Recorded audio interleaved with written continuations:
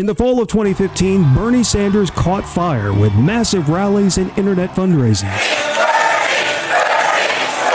Railing against Wall Street greed and linking Clinton firmly to it, Sanders exhibited the passion that Clinton seemed to lack. It is about a political revolution and transforming America. Sanders was presenting himself as a progressive superhero for working people on the left in the same way Trump was positioning to represent them on the right.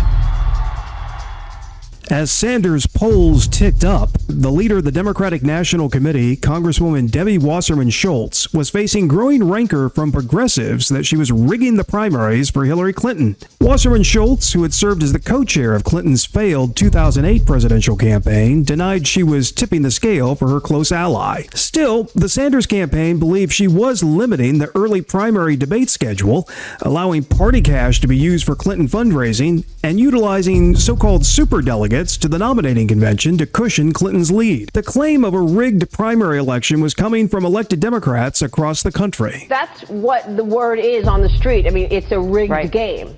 I mean, it does seem rigged. It is rigged. It is. By virtue of the way the system is structured, it's going to be rigged. What the Democratic National Committee did meant this election was rigged. Yeah, I think it was.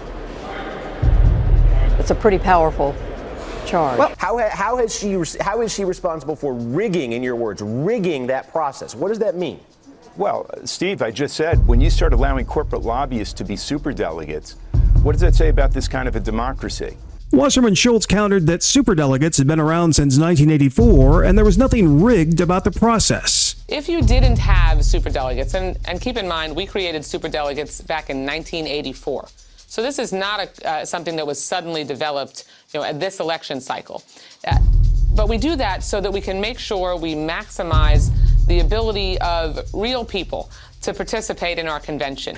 But there was something else very few knew about. In the summer of 2015, the DNC, despite having an incumbent president in the White House, was struggling to make payroll and approaching the equivalent of bankruptcy.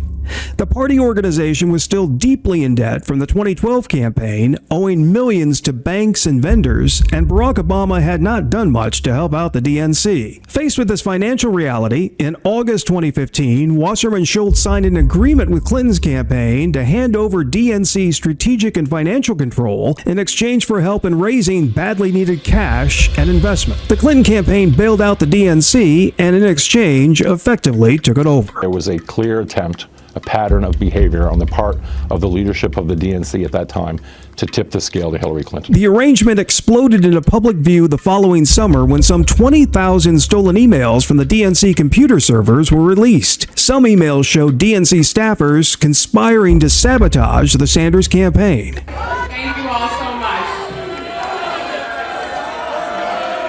Now a villain to Sanders delegates, Wasserman Schultz abruptly resigned during the Democratic National Convention. A bombshell. Party chairwoman Debbie Wasserman Schultz resigning after WikiLeaks released thousands of internal Democratic National Committee emails suggesting the party favored Clinton over Bernie Sanders. More importantly for the country, it was also the first time the role of Russian intelligence agencies in disrupting the 2016 campaign became apparent.